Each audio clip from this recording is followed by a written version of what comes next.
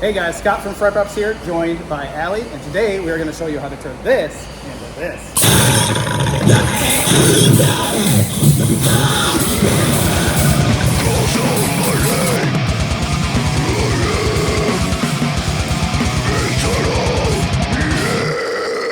Okay, we're going to cut some pieces of 1-inch PVC to use for our neck and arms.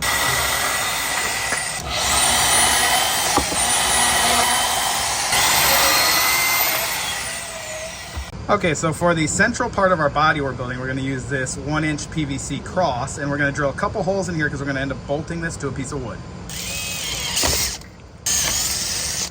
All right, so we're going to use this little stand we made to kind of build our character on, and we're going to start with that cross piece of 1-inch PVC as the center portion. And we've pre-cut a couple pieces to be our shoulders, arms, and then the neck as well. And we're going to use some PVC glue to go ahead and put those all in. And we're using some 45-degree angles and some 90-degree angle elbows to put them together.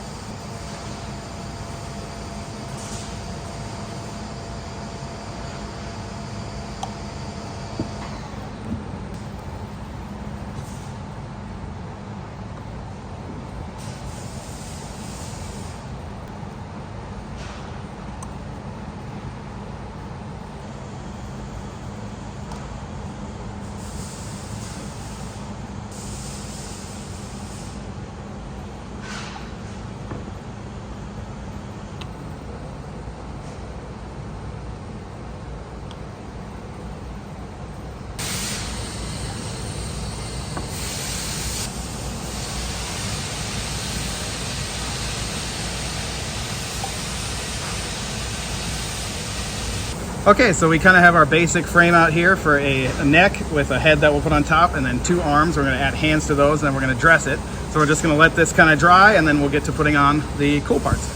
We're going to put some duct tape over the open ends of these PVC pipes because we're going to use some expanding foam to attach our hands. We don't want the foam to run down into the PVC pipe. It's just kind of a waste. So we're going to tape those off.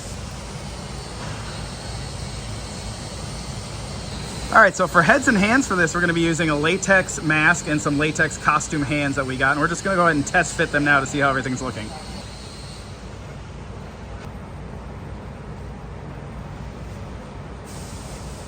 All right, that looks pretty good. We're happy with how it's generally looking. So we're going to go ahead and foam these pieces onto the PVC armature. All right, so next up, we're going to go ahead and add our neck post to our head.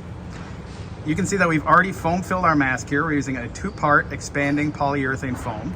We're going to go ahead and mix up a little bit more foam, pour it in here, let it kick just a bit, and then we're going to place this head down over our neck post. Our foam here is measured by weight. Yours might be by volume. It really depends on the specific formula you're using.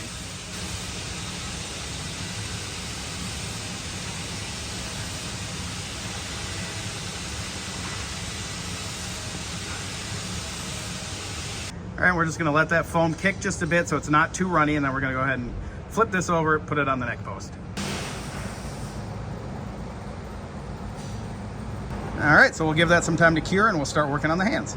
All right, we're going to go ahead and do the same thing with the hands that we just did with the head. You can see we have already foam filled these and poured them out as well. We just use a 1-inch paddle bit on a drill to do that, and we're going to go ahead and add some more foam to each hand.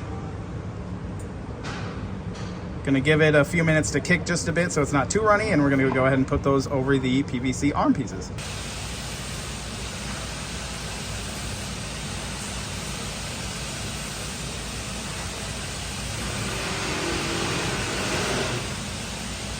All right, so now that our character is basically framed out, we're gonna go ahead and attach it to a piece of wood, which we're gonna use to attach the character to the mech. So to do that, we're gonna lay our character on the piece of wood. We're gonna drill some holes and use some bolts and washers to attach it.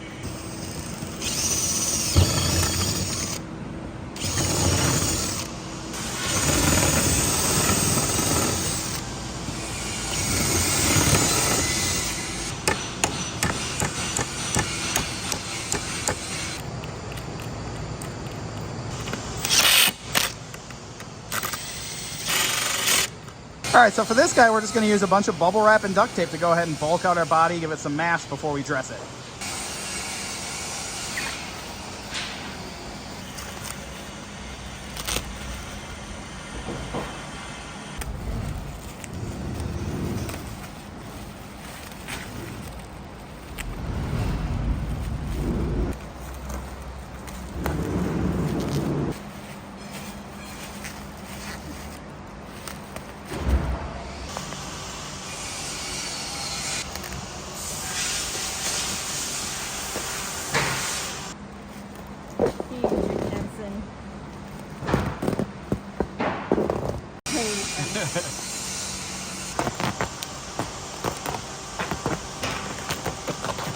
All right, so we've basically built our body form, and now we're gonna dress it. All right, so first we're gonna use a long sleeve undershirt, and we're gonna cut it down the back so we can get it onto the mech.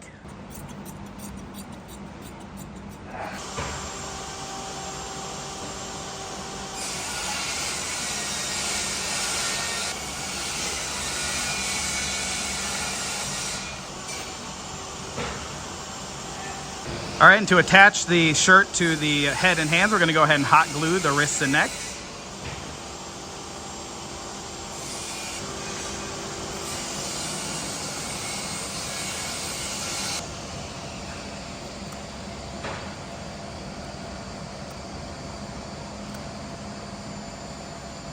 And we'll go ahead and seal up the back with hot glue as well.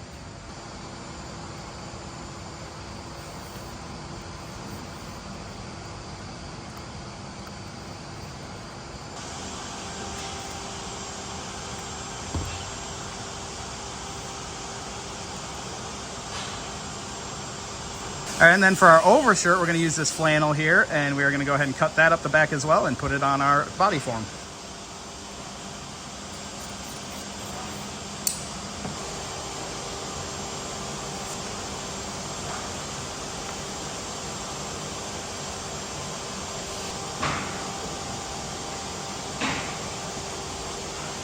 And we're gonna go ahead and hot glue the sleeves and neck on that as well.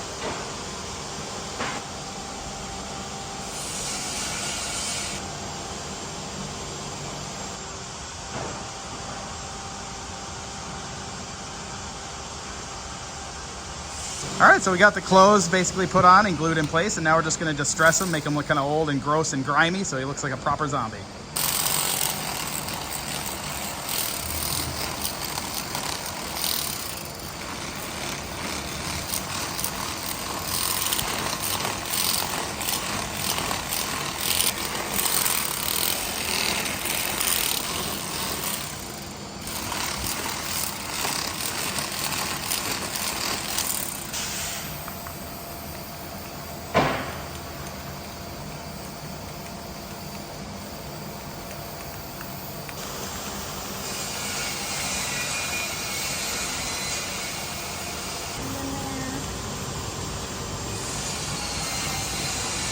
Really find that the more movement you can give to the prop itself, the better. So we're gonna add some dangles of creepy cloth, some stuff that can just kind of flow in the air when he pops up.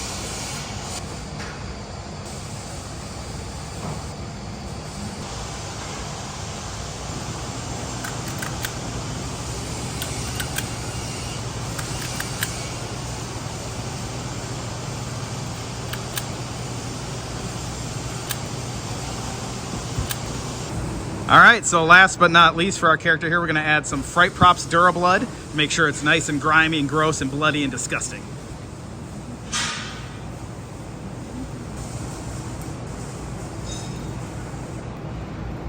Let's do it.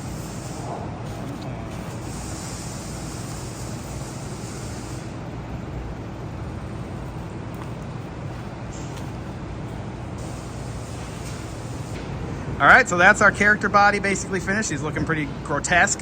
We're gonna go ahead and mount this to the mech and get him animated. All right, so next up, we're gonna attach the board, which is attached to our prop, to our mech. So to do that, we're just gonna tip the mech over, we're gonna mark where we're gonna drill, and we're gonna drill some 1/4-inch holes into this piece of wood.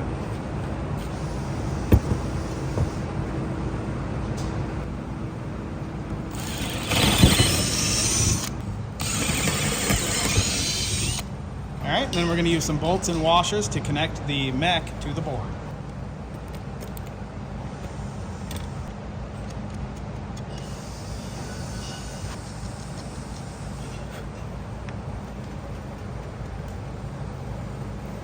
When you're working with wood and pneumatics, you always want to use bolts, not wood screws or even legs or carriage bolts, because you're really going to be putting a lot of force onto this wood when you pressurize the pneumatic. So you want to make sure that you bolt everything.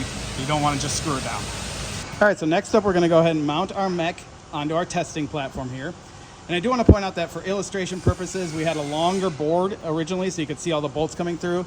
But you can see that the bottom of the torso is much closer to the cylinder. You don't want a whole ton of leverage out past the cylinder there because it gets harder and harder for the mech to lift. So we've got our guy pretty much right up his belly, sort of right at the top of the mech there. We're going to secure this down and start testing.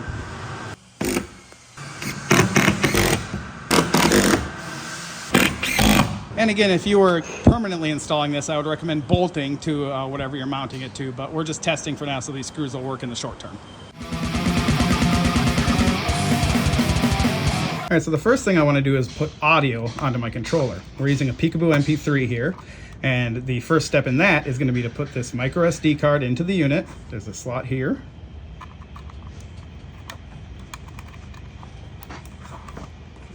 And then we're going to power this up and let it boot.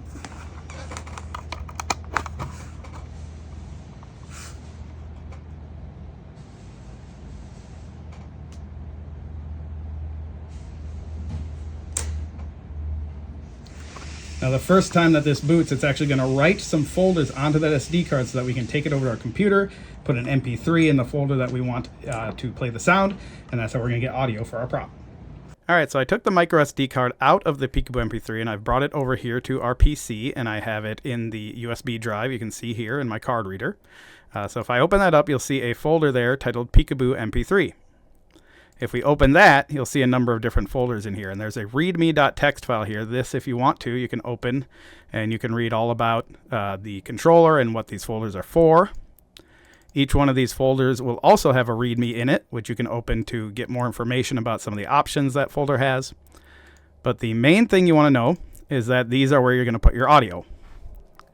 So we're going to use two audio tracks here. I have a background audio here and a scare audio here.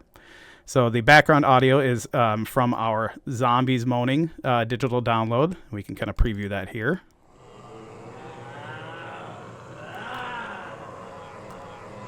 So as you can hear, it's some kind of ambient zombie moaning sounds, which will be cool to have playing when the prop is not being triggered.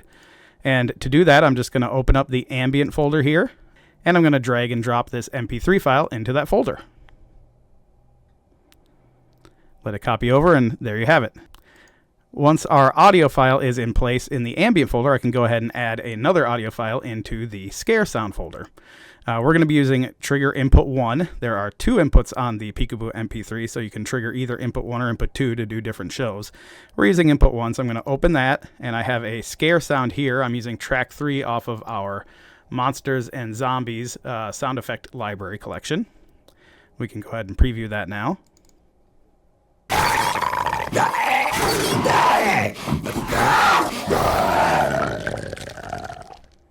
That's appropriately gurgly there. And we're going to go ahead and drop that into the input 1 folder. All right, so now that we have our sounds loaded onto the SD card, I can go ahead and eject that, and we'll bring it over to the controller and start programming.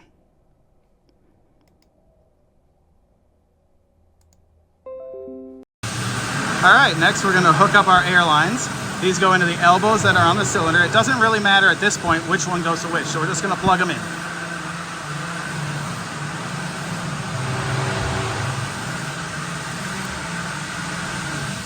All right, so here we are, ready to go ahead and plug the air from the cylinder into our mech board.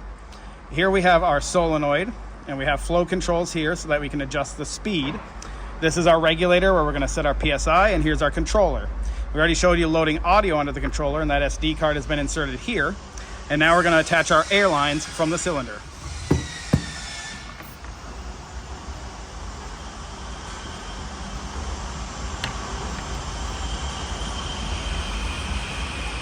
Once we have our airlines connected, we can go ahead and turn on the air pressure from the compressor. So I have my airline coming in here from the compressor, and we can dial up our regulator. We're going to set this to around 90 PSI for this prop.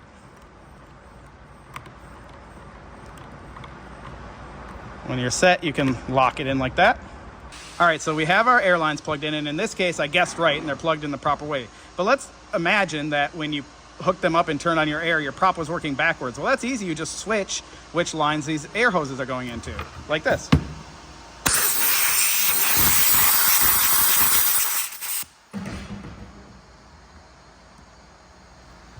So if for whatever reason you wanted your prop to start up and lay down, you would just switch which elbows the airlines were going into.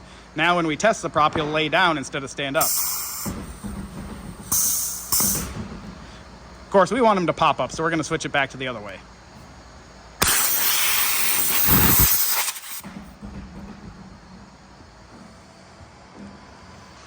All right, so now that we have our airlines hooked up, our pressure's on, we can go ahead and start testing the prop. And you notice we have two flow controls here, and that's one for each motion of the cylinder. This one is for the extension of the cylinder, and this one is for the retraction. So the first thing I'm going to do is I'm going to dial this one down pretty tight. There's a small set screw here and then a thumb screw up top. So you loosen this and then you can screw these down. And that's because I don't want this prop to slam back down. I have this one pretty wide open because I know I'm going to need a lot of pressure to get him to sit up. On the bottom of the solenoid here on the side is a little red button. That's our manual testing button. So we're going to go ahead and press that now and see how he's looking.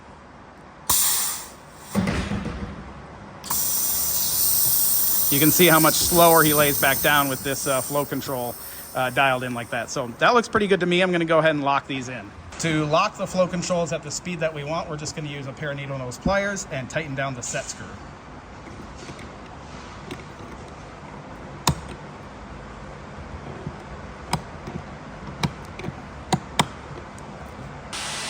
All right, so we are ready to start programming. Next thing I'm going to do is plug in the controller and I'm going to hook up a pair of speakers.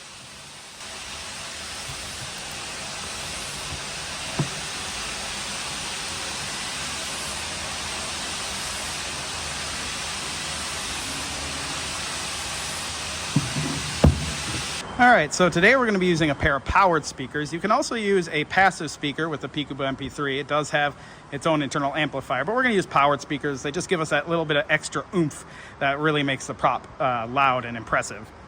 So I have the speakers plugged in and hooked up to each other, and I'm just going to plug in the audio cable to the MP3 out terminal on the Peekaboo.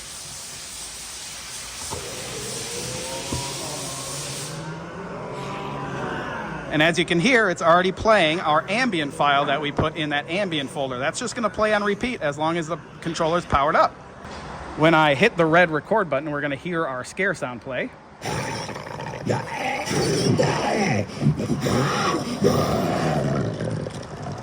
So that kind of allows us to preview that. We're going to go ahead and record our animation next. Now, this is a real-time controller, which means that when I hit record, I can program a real-time sequence of the relay outputs here on the side, 1 and 2, with the 1 and 2 buttons here. This control is also available in a 4-output version, which would add 2 more relay outputs on the other side. So for this prop, I'm just going to hit record. I'm going to hold down the 1 button to pop him up and then let it go a little bit early because he has a slow return to let him come back down to rest at the end of the show.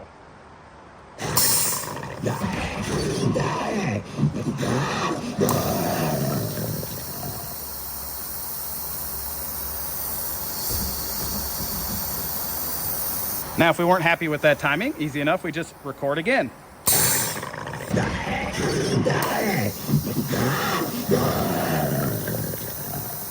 And at the end of the recording, we tap record again to save. Now that recording is locked into the Peekaboo, we can go ahead and preview it by pressing the play button.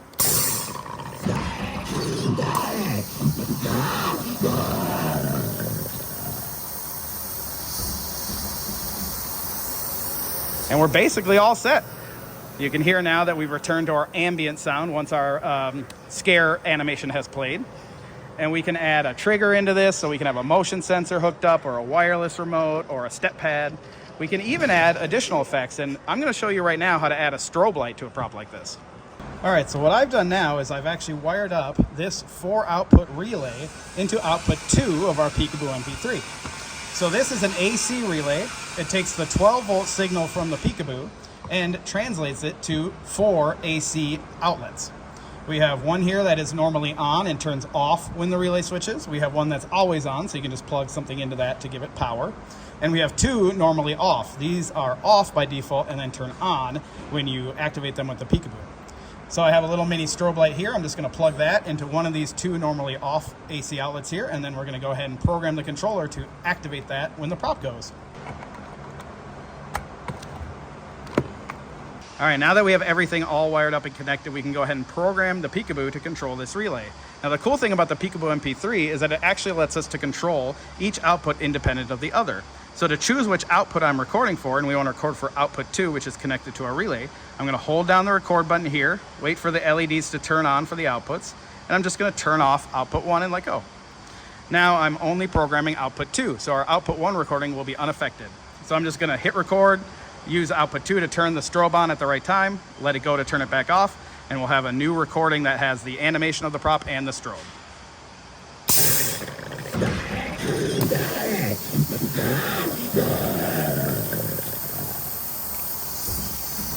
And hit record again to save. So the last thing we're gonna do here is just kind of fine tune it. We can adjust our flow controls, we can change our programming until we get the prop just right and ready for Halloween.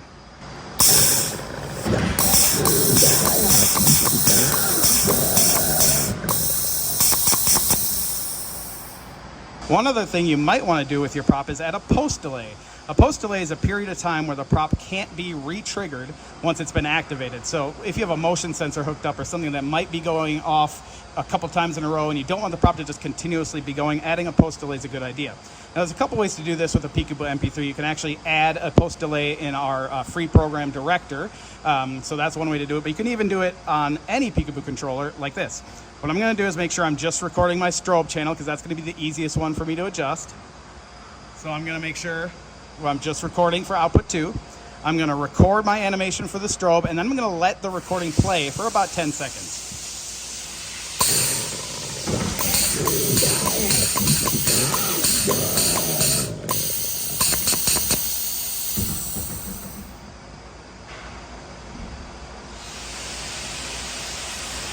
After that time, I'm gonna hit record again to save. Now the Peekaboo is gonna have that blank space at the end of the recording saved as part of the recording. So now every time it animates, it's also gonna have that time after the recording is finished where it can't be triggered again. Once we have everything just the way we like it, the last thing we wanna do is write protect our controller because we don't wanna accidentally overwrite all the hard work we did getting the program just perfect. So to do that, we're gonna power down the controller. We're gonna hold down the 2 button and plug it back in and wait for the blue light here to flash. And then let go. Once you see that green light, you know that the controller is write protected and you are all set. You can hear right now that our ambient sound has started playing. And we can go ahead and test the prop now by hitting play.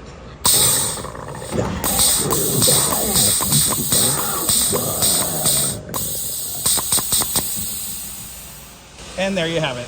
That shows you how to design an entire prop using our heavy-duty pop-up mech, our Peekaboo MP3 controller, and a bunch of other awesome FrightProps stuff. If you have any questions, as always, you can leave a comment on this video or send us an email at sales@frightprops.com. Thanks a lot.